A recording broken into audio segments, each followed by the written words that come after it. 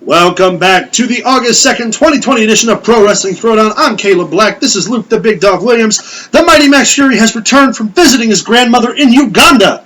Mighty Max, how's G-Ma today? She's not doing real good. I can tell you that. Okay. She can't get enough donuts. Can't get enough donuts. Can't get enough Ugandan donuts. They don't have very many donuts over there. Huh. Hashtag Gmall donuts. Gmall donuts. Yeah, hashtag get grandma some donuts. She likes the raspberry jelly filled ones. Oh, me too. Send them to me. No, care package. The care package. Care of Mighty Maximus Fury, yes. Guys, it is time to talk about Impact this week. With all these major acquisitions, Impact just keeps getting better. They didn't waste any time this week. They went right into the Impact World Championship title match between champion Eddie Edwards and number one contender Trey Miguel. Trey being the member of the Rascals who competed in the ladder match for the title and has several title matches. Good match. Yes. Eddie Edwards promising to be a defending and fighting champion is exactly what Impact needs right now. Creating some unique scenarios. And again, Trey can work. Trey can fly. Oh, most certainly. And Eddie Edwards, he's Eddie Edwards. He's always been great. After the match, after Eddie Edwards wins, Eric Young comes out again stating his claim that he's going to be the champion. Tells Eddie Edwards it's going to be on his time. Eric Young being a psychotic buffer to Eddie Edwards' everyman wrestler is a good, really good pairing. Eric Young's psychology and his strengths in the ring are going to show very well against Eddie Edwards' experience and athletic ability. Does that make sense? Yeah, and Eddie Edwards being the fighting champion and defending every week will do nothing more than help his waistline. Yeah, agreed. We go into a show called Wrestle House, which is a short little cut, pseudo MTV real world, bunch of wrestlers living together, Johnny Springer, Ty Vackery, blah, blah, blah, some ECW legends, Tommy Dreamer. It is what it is. It's a fun little skit. Something to fill time. Yeah, it's a time filler. It was fun. It was different.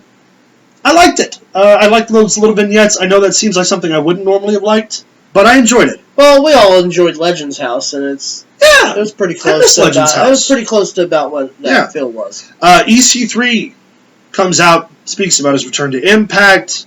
The great video package plays, admitting that he's got to get rid of the man that he was to be the man that he is. Obviously, Moose appears with EC3's attacked. They set up for their match eventually for the TNA title. Not a real championship, but it's not a real championship. It would be interesting if EC3 wins the TNA title, which would lead to a unification match between he and Eddie Edwards. I think that's where they've been going with it. And I think I would like that match much better if it's not Eddie Edwards and Moose. I think Moose and EC3 will be a pretty solid contest between the two of them, honestly. Yeah, I totally agree. EC3 can definitely work with bigger guys. We've seen it. But Moose, before this, they get interrupted by Slater, and Moose extends the TNA title shot to Heath Slater. So Heath Slater could be a nice little buffer for the TNA title. Heath Slater had gotten a contract. Yeah. He had said he had gotten a contract. Yeah. And, of course, afterwards, Scott D'Amore's like, revealed that you'd have to win one. You have to beat someone next week. Yeah, in order to get his job. Yeah. Again, though, sounds familiar. I like the TNA. Yeah, right. The Drake Maverick story. Sounds like Heath Slater. Heath Slater's story. Oh yeah, when he first got to SmackDown. Yeah, I have kids. Yeah. Gender beat him. Several people beat him, and then he and Rhino end up becoming the first SmackDown Tag Team Champions. Yeah, I'm all for it. I like that they're might happen that way again. I like that they're treating the TNA title like a legitimate alternative title. I know it's not a real championship, but I kind of dig what they're doing with it. Right. And again, with adding Heath Slater, EC3, Moose into the mix, you can actually buy those matches and enjoy them. It almost seems like a gimmick title. Yeah, it's not just Moose walking around saying he's the champion and then wrestling fall a ball. We're going to get real competitors and real players in there. The only problem I have with it is that it kind of makes it out to be like the 24/7 championship. A little bit, yeah. Because it takes what the prestige of the TNA title used to be. Yeah, and it's like, well, we're going to take all these sideshow guys, and be like, let Moose have the title. Yeah. It ain't a real championship. Focus goes right in from that into Kimberly and Deonna Purrazzo for the Knockouts title. Deonna obviously defeats Kimberly. Good match for for this to go on. I like that it kind of happened in this big transition with the EC3 stuff going on, because it was just one big collective segment, and they utilized their time very well, and obviously I'm probably Donna Perazzo being... Oh, yeah, she's definitely been pretty decent, Yeah. We go on to Katie Forbes and Rob Van Dam's return. Katie Forbes comes out and talks about how she's going to show her photos and blah, blah, blah, and then she doesn't show the photos because the photos have been changed, and it's Sami Callihan's messing with her, and it's his head on her body. Funny little segment, old school heel stuff. I guess it's going to set up a match between RVD and Sami Callihan. I'd be okay with that. Yeah, I think the two would complement one another well. I mean, in the hardcore style of Callihan, of course, Van Dam. Yeah. I think those two would work really, really, really well together. Yeah, and Katie Forbes is just a carriage house. Yeah, she is. She's so hot. I wonder. I try not to talk like that, but she's so hot. I wonder if they pay her as much as Tessa Blanchard was wanting to do. Probably not, but she's worth it. We go into a Rich Swann kind of promo. He talks about being disappointed that he didn't win. He blames Eric Young for re-injuring him, for opening the door and letting his girlfriend out. Yeah, it's gonna. The man held his woman captive. I get it, but come on. I don't know. I can't follow that with anything. Hopefully this will lead to. Did you make dinner? No, I've been locked in this bedroom all day. Jesus Christ. We go on to the main event with the Good Brothers and Reno Scum. The Good Brothers, their first match in return to Impact. Guess who won?